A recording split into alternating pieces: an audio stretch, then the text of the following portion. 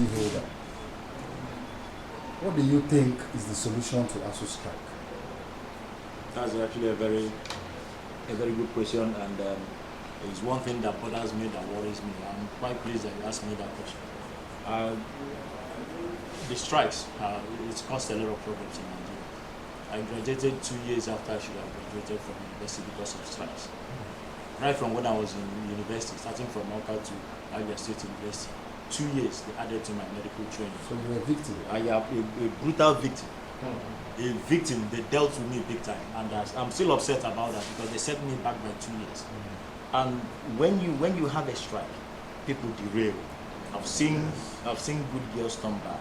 I've seen good boys turn bad during strikes. I've seen people become criminals. I've seen young girls get into prostitution. I've seen young people get into drugs. I've seen all sorts happen during strikes. It's a terrible thing and the worst thing that can happen to anybody, and they don't seem to realize that. So, if I'm elected as senator, there are 2 bills that I'm going to push for. I will sponsor. I will do anything. If I can achieve those 2, I've achieved everything I want to achieve in my lifetime as someone in the Senate, and that is putting up a law that prohibits strike action in universities and in hospitals. It's not just good enough.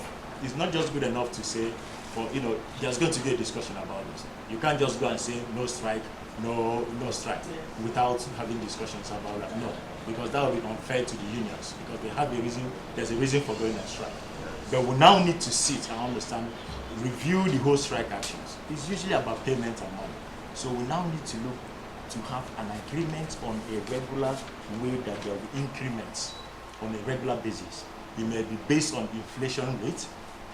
If there's inflation to this, then there will be increment to so. And that will be ongoing forever.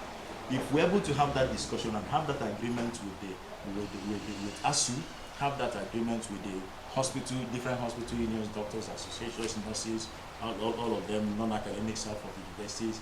If we're able to have that agreement, there's nobody that will not be happy with that. Then we can put that law. And we'll have an agreement. So long as you keep making those increases, we will never have a strike. With that, you will eradicate strike. In Canada, for the first time in the history of mankind, the education system, the teachers went on strike. It has never happened before. They didn't even know it was possible for anybody to even think about doing such a thing. And their union, they went on strike for 1 day.